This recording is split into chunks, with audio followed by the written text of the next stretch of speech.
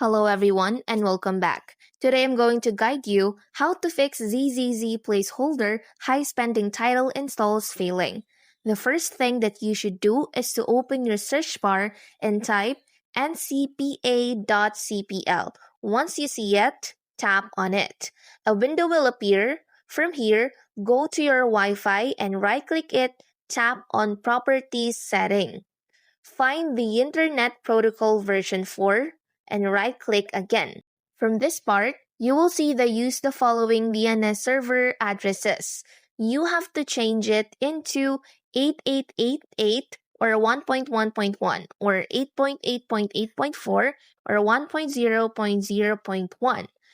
Fifth, you can check if your PC requirements to see if it's suitable for playing the game itself.